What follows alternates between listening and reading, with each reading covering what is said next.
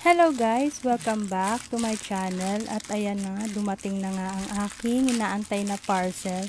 Nakita ko tong product na to sa sa TikTok, sa kung saan to nagba-viral eh. Ito ay ang ZC Multi-Effect Mascara. Apparently, ang claim nito is nakakadagdag ng volume, waterproof, nakakadagdag ng haba ng length ng pilik mata, long lasting siya. Ayan ang niyan, ang claim niyan. So ito na, dumating na. So ita-try natin, excited ako dito.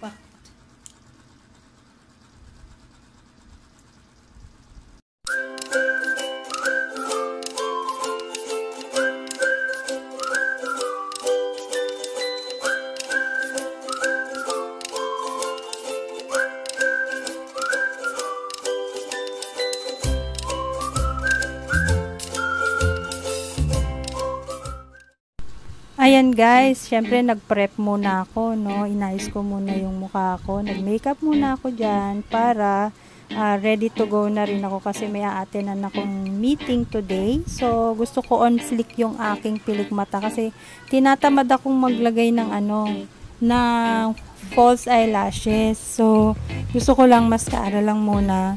And then, yun na nga, excited ako i-try tong mascara na to. Tingnan nyo naman yung aking dyan, ang aking pilik mata. Meron namang hair yung pilik mata ko, kaso lang, manipis talaga siya, so hindi mo siya masyadong halata.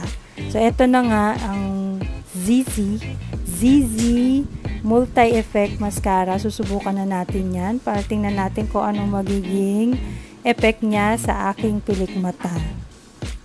So, again guys, ito ang ZZ Multi-Effect Waterproof Mascara. So, ang claim nito is no smudge, waterproof, sweatproof, tearproof, quick drying, curling, and lengthening na mascara. So, kaya na-excite ako. Ayan pala yung kanyang wand applicator, no, para siyang may hulma siya sa gitna, no? Tapos wala din tong walang amoy na anything na yung odd ba, pag kasi yung ibang product talaga sinusubukan ko, inaamoy ko hindi po pwedeng hindi ko amoyin kasi di ba may mga product na may amoy na hindi maganda. So far siya naman wala. So, i-curl muna natin yung ating mascara. I-curl muna natin yung ating pilik mata para ready to apply na.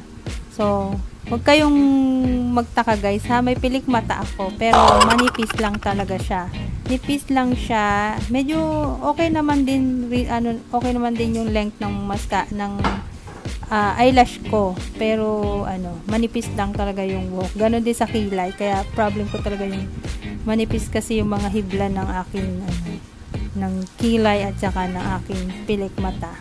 So ayan na, ready na, naka-curl na. I-apply na natin yung mascara.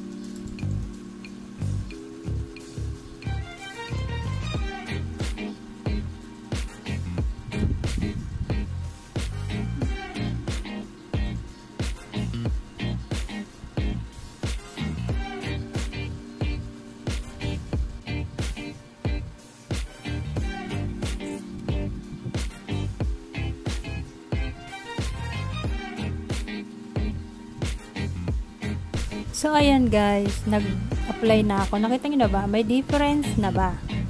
So, first coat yan. First coat. So, parang meron na nga konti. Diba? So, ulitin lang natin. Paulit-ulit lang hanggang sa ma-achieve natin yung gusto nating kapal, yung gusto nating haba, yung gusto nating flick. Diba? So, ulit-ulitin lang natin yan. So, ayan na guys. So far, gusto ko naman yung ano niya, yung quality niya. Maganda. Yung sinasabi niya na ano na pampadagdag ng length, pampakapal. Andun naman yung ano na yun, yung quality na yun sinasabi. And ramdam ko naman na waterproof siya kasi yung texture niya. Madali din siyang matuyo. Tapos hindi rin siya hindi siya yung parang nagbubutil-butil pag ina-apply mo. Kasi merong mga mascara na gano'n, yung pag ina-apply mo pero habang ina-apply mo siya, habang natutuyo siya, may nalalaglag na nagbubutil-butil. So wala siyang gano'n. Wala siya. So okay siya, all goods. Nagustuhan ko siya. Perfect.